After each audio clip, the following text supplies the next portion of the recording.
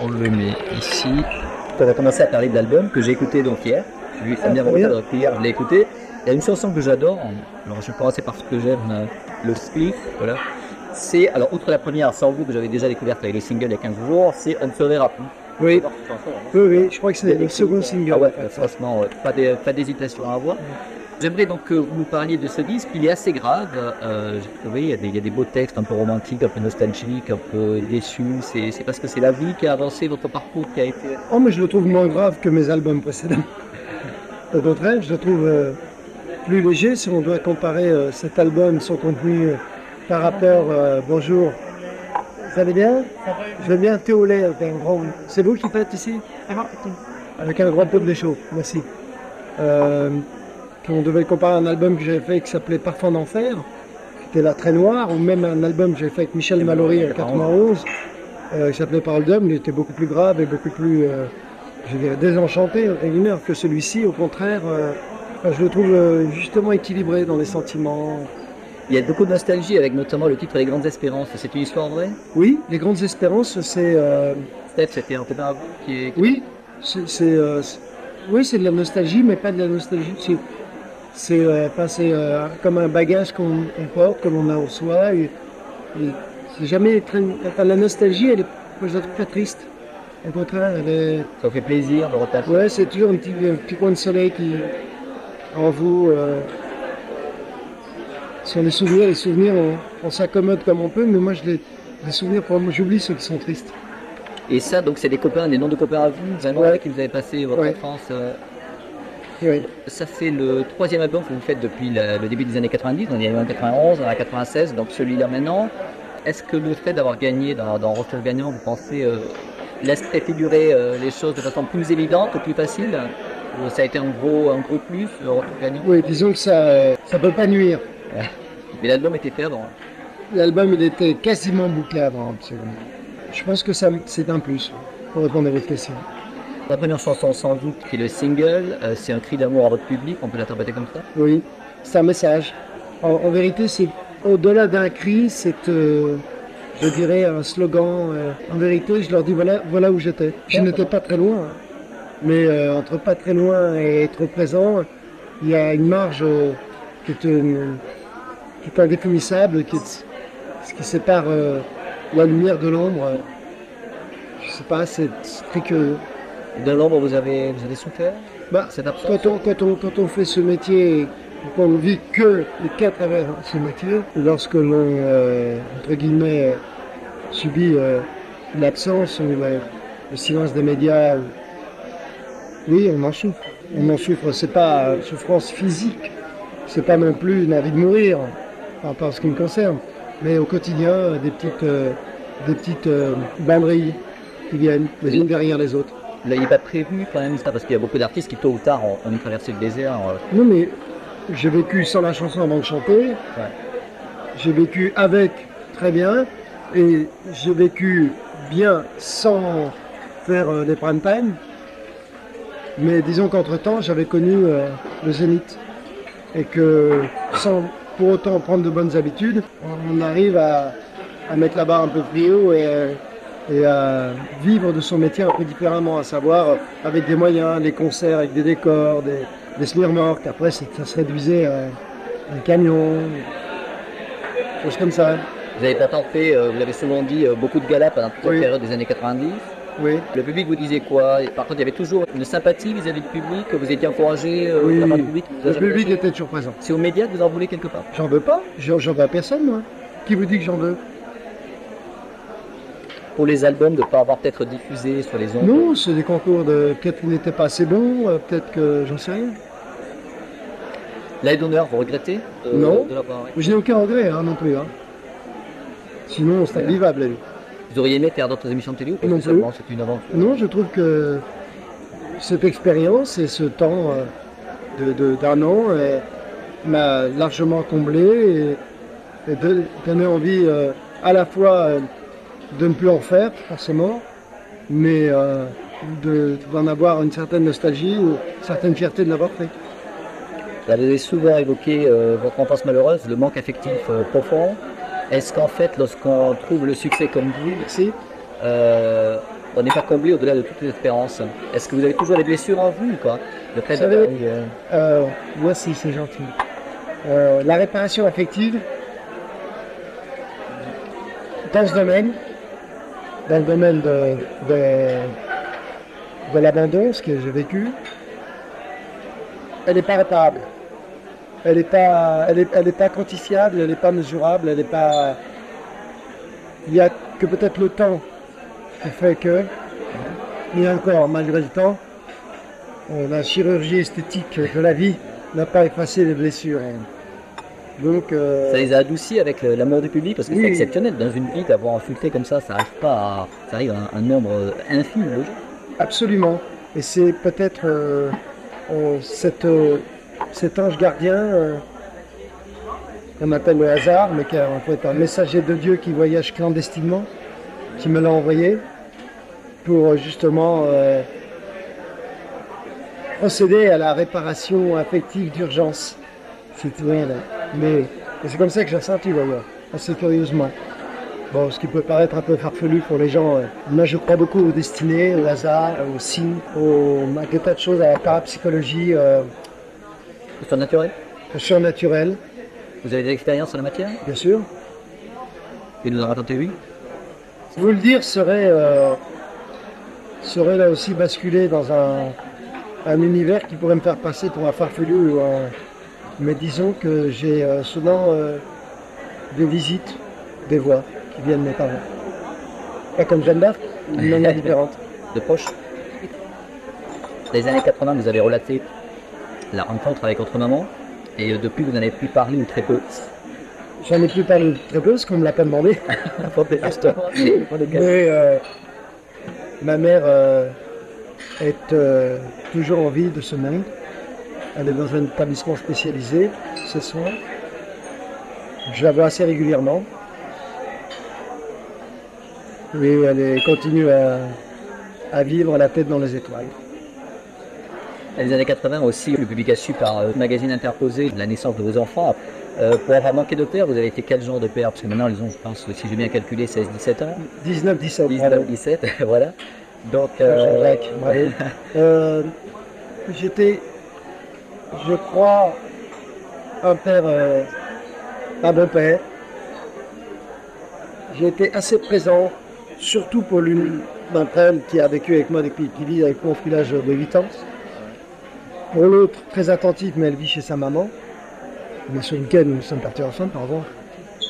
Donc je crois avoir été attentif, plus présent que pour l'autre, autant d'amour à donner pour les deux. Et je crois qu'elles ont été, elles ont grandi avec une blessure commune, qui était un petit peu la mienne aussi. Savoir qu'elles m'ont à peine connu, elles m'ont connu star, entre guillemets, et puis elles m'ont connu dans cette traversée du désert assez importante où elles ont vu leur papa très souvent seul devant la télé, ou avec un cercle d'amis extrêmement restreint pendant des années. Et ils n'ont pas compris tout à fait les incidences de tout ça. Donc quelquefois elles ont ressenti mon immense solitude, ça c'est sûr. Elles sont elles-mêmes d'ailleurs, de ce point de vue-là, assez solitaires. elles en ont retenu des leçons Oui, dans les rapports qu'elles peuvent avoir avec les autres. terrible. Et aujourd'hui, si je dois porter des observations de mes qualités de père, je pense que je leur ai fait gagner un certain nombre d'années d'expérience. Et vous, lorsque vous avez traversé, lorsque vous avez connu votre traversée du désert, vous avez, il y a des gens qui vous ont tourné le dos, vous avez connu, Oui. vous avez connu ça, donc Oui, beaucoup. Oui. aujourd'hui vous savez qui sont vos amis véritablement dans les médias, dans les métiers ou... Oui, Parce qu'avec la discothèque, vous avez pas mal de personnalités qui viennent. Oui. C'est des amis ou ça peut être des gens qui vous ont tourné le dos éventuellement. Comment vous conciliez ça par rapport à des gens qui peuvent venir dans votre boîte et d'abord, ceux qui viennent dans ma boîte, c'est le public, quoi. C'est les clubbers, Bien sûr, en majorité. Hein. Ou il y a très très peu de médias qui viennent. Très peu, parce que d'abord, c'est de la house, c'est très. Ils n'aiment pas forcément ce style de musique, puis c'est très, très jeune, très très peu. Et vous avez des gens du métier qui, par contre, qui vous ont soutenu, qui a été une fidélité indéfectible. Il y en a quand même quelques-uns. Absolument. Il y en a. On ne va pas les citer. Non. Le fait d'ouvrir une discothèque, c'était mu par quoi? Vous aimez Un accident. Un accident. Un simple accident. Au début, j'ai créé un music hall avec un concert tous les soirs. Et puis, pour des raisons diverses et variées, ça s'est transformé en discothèque. J'ai loué cet établissement dont je suis propriétaire à un professionnel de la nuit qui a voulu en faire une discothèque. C'est devenu une discothèque. Vous aimez vous-même beaucoup danser? Vous aimez Non. danser? Non. Vous y allez? Mais j'y suis parce que j'ai mes bureaux, mon studio d'enregistrement là-bas. Tout est groupé dans ce vaste lieu. Vous dirigez, vous êtes quelqu'un d'assez dirigiste dans ce Non. pool, Je délègue beaucoup en souhaitant que les personnes à qui je délègue des postes importants soient dignes de ma confiance. Côté personnalité, on peut vous qualifier comment vous vous voyez d'un œil extérieur, maintenant que vous avez mûri, etc. J'ai entendu, par exemple, j'ai visionné une cassette de Mireille Dumas, vous apparaissez il y a 1 an et demi, je crois, 2 ans. Vous avez dit que vous aviez sorti un journaliste avec le clos derrière, mais non, est-ce que Ça m'est arrivé. Une fois. Oui. vous êtes impulsif? Non, Il est allé trop loin dans ses questions? me semble. Pas dans ces questions, non, dans ces observations à la radio. Vous avez eu des problèmes avec des médias, un caractère difficile qui peut vous faire avoir des problèmes avec les gens? Vous êtes entier, vous êtes comment? Je ne crois pas, je crois que je suis juste. Ni entier, j'essaye d'être au maximum le plus disponible et à la fois le plus discret possible sur plein de choses. C'est un art très difficile que de parler de soi, toujours, et pourtant c'est un métier où Vous demande de soi, ça. on ne fait même l'écriture des chansons, c'est la délation de soi-même. C'est un art difficile qui consiste justement à parler des autres à travers soi. Enfin, c'est un peu curieux. Mais je ne crois pas qu'il y ait beaucoup de journalistes qui aient à se joindre de moi. D'ailleurs, pour vous citer qu'un exemple, il y a un journaliste qui s'est acharné sur moi pendant des mois et des mois. Je ne l'ai jamais rencontré, je ne le connaissais pas. C'est un journaliste du Parisien qui s'appelle Stéphane Boucher et qui a fait des unes de journaux sur moi et des pages entières en criant au scandale, en demandant vengeance et justice par rapport au 287, en prétendant des choses incroyables, en parlant de moi en termes de chanteur oublié, de chanteur has-been des années 80, des choses comme ça. Je ne sais toujours pas ce que ce garçon me fait. Je ne m'en ai jamais rencontré. Vous avez essayé de demander une explication, de discuter ou de... J'ai appelé le rédacteur en chef au bout du 4e article où il me demandait si j'avais violé sa fille ou sa mère ou je ne sais quoi. Enfin, c'était s'il y avait vraiment un passif que j'ignorais entre ce garçon et moi. Je me dis non, d'ailleurs je ne le connais pas, mais non, c'est des papiers d'humeur, c'est et aussi des enquêtes de folie, à chaque fois. Alors vous êtes chanteur, qu'est-ce que vous écoutez comme musique en ce moment par exemple? Ou en général, vos goûts vous portent plutôt vers la variété, comme vous faites, ou vous êtes plutôt éclectique Je suis éclectique, d'abord. Ensuite, mes préférences vont pour des musiques électroniques planantes, à tendance gothique, et si je dois mettre un élément de plus dans la musique, gothique, allégorique et opéresque. Gothique, vous n'êtes pas gothique, moi. Tendance? Je vis un peu comme un gothique. C'est un mode de vie un peu à l'envers, comme ça, avec un univers autour de chez moi assez gothique, quelque part, mais j'aime beaucoup le mouvement gothique. Voilà. Assez sombre, en tout cas, c'est assez sombre, je suis quelqu'un de mystique. sombre, mystique je suis, absolument. La religion pour vous, c'est quoi? Une immense secte. À laquelle vous n'appartenez pas, vous êtes Je suis complètement... catholique, parce que j'étais baptisé, j'étais élevé par un prêtre, Aradas, prêtre, le père du Plessis, donc ne serait-ce que parce que c'est un homme merveilleux qui a 83 ans, toujours de chez nous, et qui m'a botté le cul quand il fallait le faire, je resterai attaché à cette religion qu'est le catholicisme, mais je crois que j'étais au-delà depuis bien longtemps. Physiquement, vous ne changez pas, je pense pas que ce soit un compliment particulier de vous dire ça, parce que tout le monde a dû vous dire. Julien Courbet, je me rappelle, vous l'avez dit en direct à la Ouais, télé. il l'avait dit. Alors, c'est dû à quoi ça? C'est une interprétation. Ah, non, je change, heureusement. Non, mais honnêtement, ça va, vous avez 40 ans passés. Ouais. Prendre des photos d'il y a 20 ans, c'est pareil. Je suis végétarien, je me nourris que de légumes. Jamais de viande, jamais d'écart. Je mange beaucoup d'épices pour les secrets de la femme, beaucoup de piment. Je ne bois pas une seule goutte d'alcool. Je n'ai jamais fumé, je suis jamais drogué. Je fais 2 heures de sport par jour. Et j'ai une qualité qui est un héritage du Seigneur. Je ne crois pas que ce soit de mes parents, de ma mère. Ma père, je ne l'ai jamais connu, mais ma mère, je ne crois pas que c'est une torturée, mais la pauvre. Mais je m'endors en 3 secondes. Vous avez justement dit que c'était une souffrance pour vous de dormir, il me semble avoir attendu. Oui, la vue d'un lit me déprime. Je ne vais me coucher que lorsque j'ai le sommeil. quand je suis au bout du bout, je me peux coucher. Qu'est-ce qui vous fait peur? C'est le sommeil qui vous fait peur? La mort, etc. Il y a ça, il y a cette notion-là? Vous savez, ce que j'ai peur dans le sommeil, c'est là où il m'embarque. Je fais jamais de songes avec des petits anges dans un bleu d'azur. Vous êtes torturé? Très torturant. Mes nuits de sommeil sont très torturées. Vous avez fait une psychanalyse par rapport à votre jeunesse ou jamais? J'ai pas fait de psychanalyse, forcément, mais j'ai un monde, un imaginaire tellement dense. Je vis toujours par anticipation les malheurs, les chagrins qui pourraient m'arriver, qui ne manquent pas d'arriver, bien sûr, parce que je les provoque, c'est un autre débat. Oui, Vous y préparez en tout cas psychique? oui. Disons que je suis un être tourmenté, ça c'est indéniable, très solitaire, et j'arrive jamais à profiter de choses qui m'arrivent, bonnes choses. Vraiment jamais. J'ai jamais de moment d'exaltation, de bonheur, même ne serait-ce qu'une minute par jour. Ça va, quelqu'un me dire oh là là, qu'est-ce que je kiffe. Pour moi, c'est un mystère. Il y a des moments magiques que vous évoquez, l'Olympia, les regards, etc. dans la première chanson, ça Oui. qu'on appelle l'époque. Il y a quand même des moments où vous kiffez. Alors voilà, tout ça pour vous dire que ce métier, les grandes joies que je peux obtenir dans ce métier, c'est la scène. C'est le seul véritable moment où on donne cash. Et le public vous le rend cash. Et vous avez des envies de scène véritables comme vous Ça me avez démange. Ça peut se Je ne concrétiser pense- avec cet album? Je ne pense qu'à ça. Ça se fera avec cet album. Dans la rue, on vous dit quoi quand on vous voit? Là, quand Maintenant, vous on allez me dit, tout le monde me dit, je suis content que vous soyez revenu. sortir. Que vous soyez, pardon? Revenez à la chanson. Et avant ça, c'était quand est-ce qu'on va vous revoir. Vous voyez, c'est pas très original. Le public qui vous aborde par rapport à il y a quelques années, c'est un public différent. Ça s'est élargi. Alors, Parce voilà. qu'à l'époque, c'était quand même des jeunes filles. C'était des jeunes filles. Alors, ces jeunes filles ont grandi, comme tout le monde, ont fait quelques rides. Elles ont été voir ailleurs aussi ce qui se passait. J'espère, parce que et aujourd'hui, le public s'est élargi. Le grand écart est fait. Il y a des hommes, certain âge, des gens d'un certain âge qui m'épatent aussi. Il y a des très jeunes qui découvrent à travers leurs parents, non, maintenant, un public extrêmement large. Tintin. C'est pas trop. Et la chanson qu'on vous cite le plus en référence?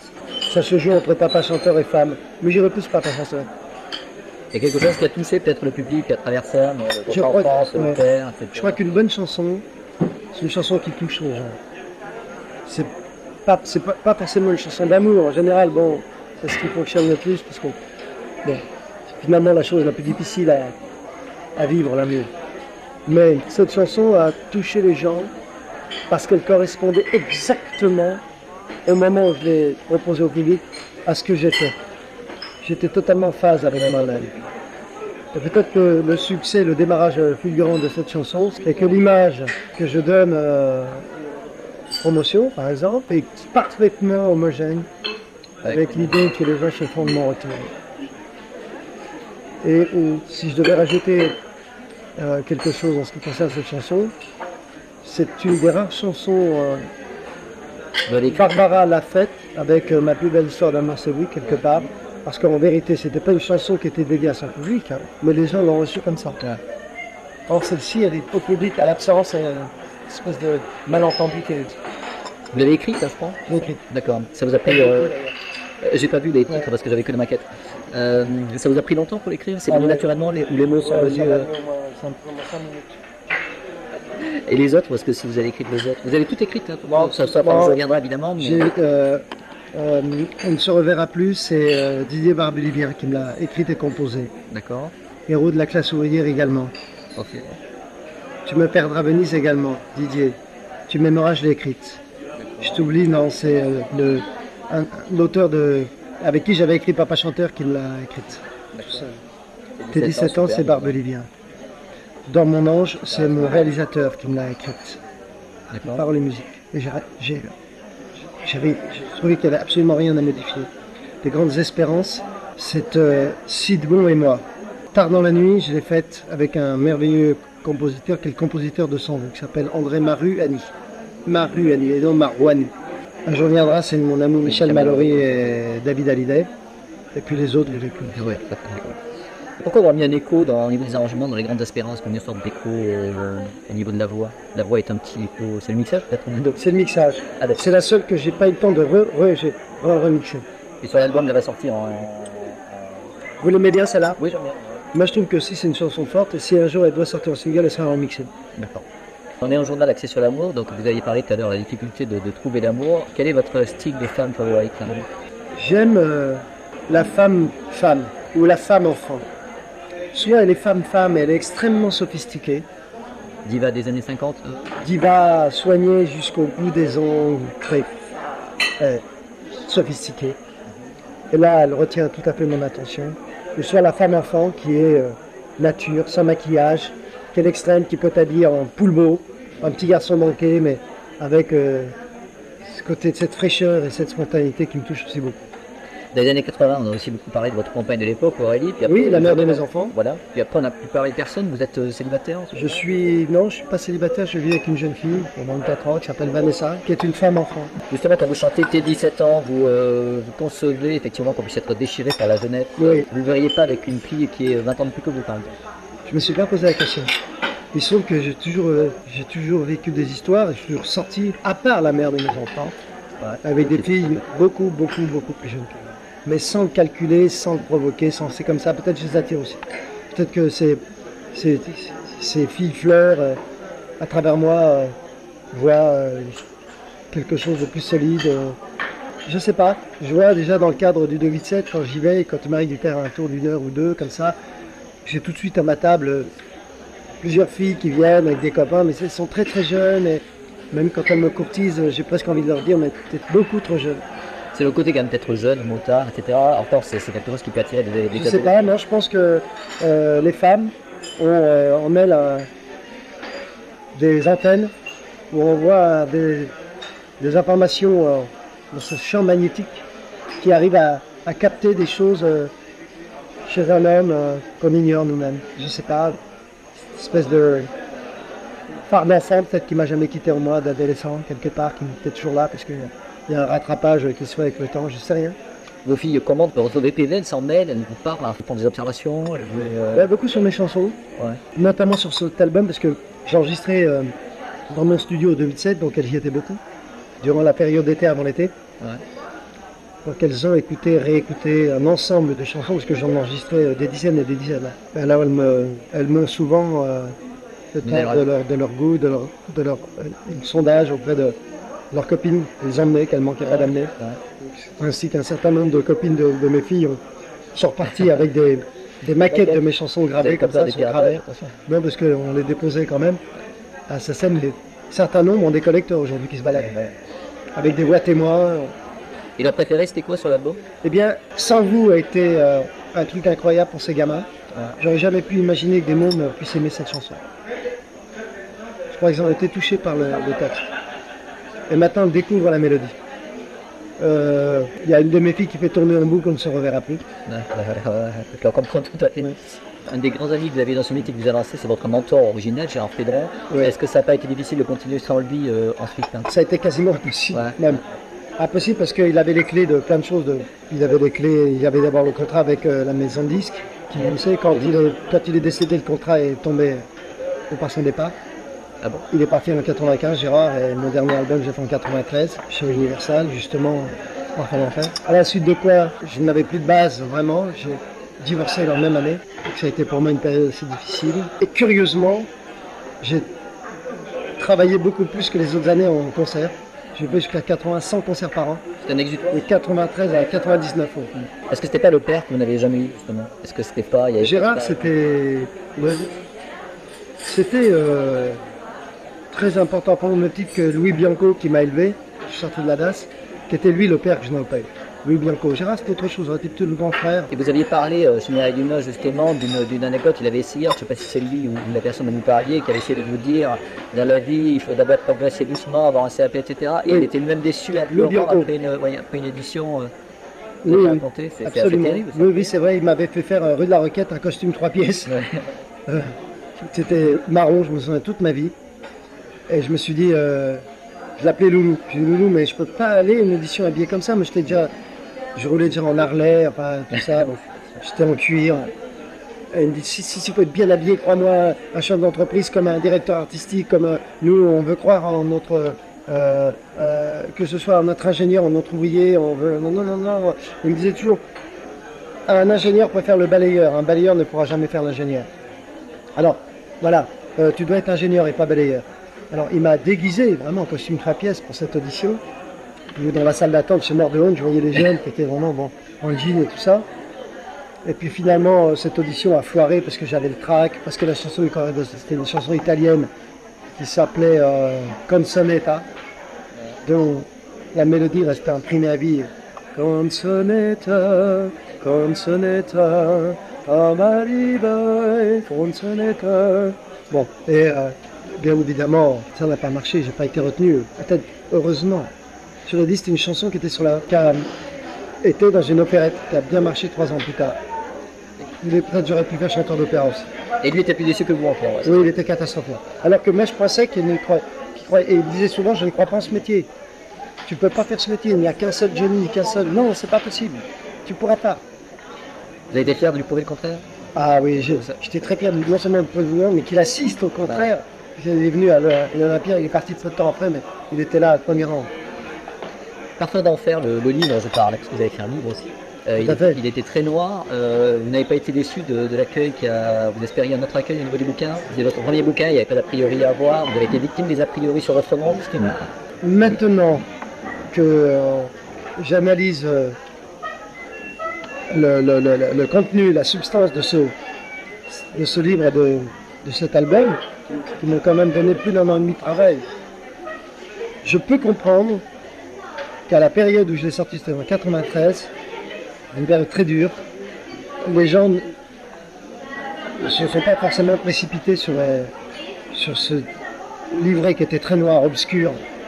C'est une anticipation de fin de siècle. Vous l'avez lu, Jean-Jacques? Non, je n'ai pas lu. Le livre, Parfum d'enfer? Je sais qu'il est très... J'ai vu les critiques, mais je n'ai pas lu. C'était un livre à la fois prémonitoire, parce que quelques années plus tard, on a vu la montée des violences, des racismes, des attentats.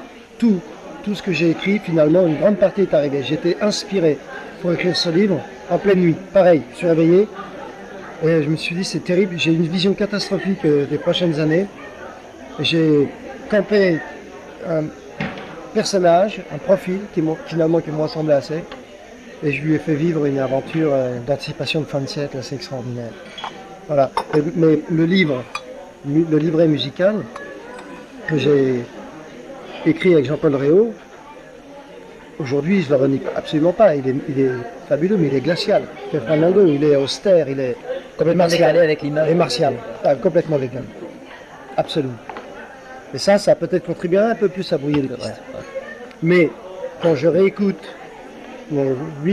7 ou 8 albums, Parfum d'enfer reste pour moi, à mon sens, l'album le plus, je dirais, le plus... je cherche le nom.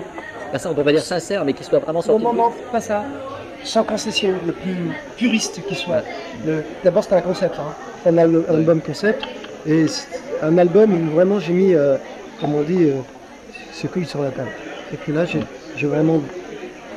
C'est mon âme qui était noire à ce moment-là. C'est la partie obscure de mon âme que j'ai dévoilée. Qui n'est pas nécessairement une mauvaise partie, une mauvaise casse, hein, mais qui est véritablement toute la face obscure de ce que je suis dans la vie, mon côté sombre, solitaire. Le loup que je suis, vous disiez dans le faire à l'époque, hein, c'est ça.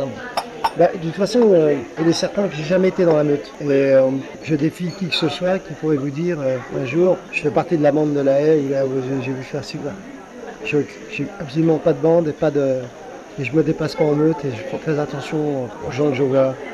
Je ne suis pas dans la nature de métier, mais je m'ennuie très très vite. Quelles sont vos autres sources d'intérêt dans la vie, à part la musique ou la moto? Vous vous intéressez à quoi? Cinéma. Ouais. Je suis capable de regarder 3-4 DVD d'affilée jusqu'à 6 h du matin, ça prend. C'est quoi vos styles de films préférés, vos réalisateurs préférés? Ridley Scott reste un de mes faire scène préférés. J'aime beaucoup Ridley Scott. Je trouve que au moins d'autres de ses films sont des films occultes pour moi. Mais j'aime beaucoup les films d'anticipation. Je m'intéresse beaucoup à l'astronomie, j'adore. Ouais. J'adore, je suis passionné. Avec Mars et tout ça, c'est... Oui, mais je suis au-delà de Mars, moi. J'ai franchi depuis bien longtemps. Je possède chez moi une jumelle extrêmement sophistiquée que j'ai achetée l'année dernière à la maison de l'astronomie rue de Rivoli. Un truc de monstre que j'embarque sur une camionnette que j'ai. Et je vais régulièrement du côté de Clermont-Ferrand observer chez un ami. Donc si vous voulez, moi je suis bien ailleurs et je suis toujours en attente aujourd'hui, et encore aujourd'hui, d'une révélation d'un signe d'une autre planète. Vous avez des scouts à ce sujet-là? Vous avez Non, détecté quelque chose? si vous voulez, j'ai rencontré beaucoup de scientifiques, parce que ce sont des scientifiques, qui observent depuis 30, 40 ans. Je pense au professeur Megnaud, qui est un ami maintenant, et avec qui j'ai passé des soirées extraordinaires, soit d'observation, soit d'échanges, ou riches d'enseignements, où lui, en tant que sommité en matière d'astronomie et d'observation et d'études, mais c'est pas qu'il est convaincu, c'est qu'il annonce et déclare de manière très formelle que l'univers est habité par au moins plus d'1 milliard de planètes sont habitées. Sur le milliard de milliards. Et lui, il y a au moins 1 milliard. Le système solaire est un tout petit système où on vient à peine de découvrir la 10e planète, mais qui est absolument rien. Et son grand regret pour cet homme qui a 80 ans, c'est il est intimement convaincu que dans les années qui viennent, dans les 2-3 décennies, on sera confronté à une visite importante. Car il y a des signes réguliers dont les interventions se resserrent de plus en plus depuis les années 50. Depuis les années 50, qui sont les années qui ont bouleversé les études et les mains courantes. On a vu que ce soit des paysans dans le Kentucky, des paysans, des habitants de Chine la plus éloignée ou de Nevers. Il y a un certain nombre de témoignages qui sont, pour certains, ne resteront jamais élucidés parce qu'ils peuvent paraître farfelus, mais pour un certain nombre, réels. Et on ne retiendra simplement que ceux qui ont été observés par plusieurs personnes au même moment à 20, 30 km, 40 km d'eux. Ce sont des témoignages importants. Donc, pour ces scientifiques, il est évident qu'il va se passer quelque chose d'important. Et l'intérêt que vous avez là-dedans ne se bouscule pas avec la croyance de l'au-delà? Vous arrivez à faire la preuve? Justement, vous voyez, si tu veux, la religion, c'est beaucoup de spiritualité quelque part. Et heureusement, parce que les frontières s'arrêtent ou commence justement l'observation du monde et de l'univers. Et là, si vous voulez, ça vole en éclats, les choses volent en éclats tout de suite, parce que pour moi, la véritable spiritualité aujourd'hui, c'est de se demander et d'imaginer ce qu'est le monde, notre monde, c'est-à-dire le vrai monde. Alors, en 2 mots, vous avez des origines maghrébines, m'a-t-on dit? Je sais pas Qui vous a dit ça? Je sais pas, on m'a dit que vous aviez un père. Souvent, j'ai entendu dire des personnes qui m'ont dit que vous aviez des origines. Pas du tout. Mon père s'appelait Robert Lahaye, ma mère Yvette Fourniquet. D'accord. L'un est belge, l'un était français d'origine belge. Ma mère. Qu'est-ce que vous pensez de l'événement alors actuel, mais c'est pas la peine. Enfin, je peux vous demander ce que vous en pensez quand même. D'ailleurs, Les événements, les attentats, la montée de l'islamisme. Écoutez, moi, si je devais retenir un slogan de Charles Pasqua quand il était ministre de l'Intérieur, et Dieu sait si je suis loin d'être réactionnaire, c'est il faut terroriser les terroristes. Et il n'y a pas de nom pour décrire l'horreur ça dépasse le scandale, parce que ça dépasse tout entendement. Alors je ne sais même pas quoi vous dire. Je suis incapable de croire et d'imaginer, de penser qu'il y a des gens qui peuvent être favorables à ça. Pour moi, c'est de la science-fiction, ça. Et c'est le retour, c'est le retour vraiment. D'ailleurs, j'ai lu un jour dans un livre, je crois que c'est d'ailleurs un grand scientifique qui a dit que la 3e guerre mondiale sera nucléaire et la quatrième de Pierre. Ouais, ben, conclusion, donc comment on va s'articuler les choses au niveau de cet album? Donc, il y a le premier single là, qui est sorti depuis un moment, qu'on commence à bien entendre. L'album qui sort le 6 avril. 6 avril. 6 avril. Il y aura un deuxième single, comme vous annoncez déjà. Pour l'instant, celui-ci démarre. Hein. Ouais, ouais, Il va faire une très belle apparition dans les charts. ouais. C'est qu'un début. Il est sorti il y a 8 jours. Ouais. On va lui laisser vivre sa vie. Je sais pas. Il y a un clip, vous avez...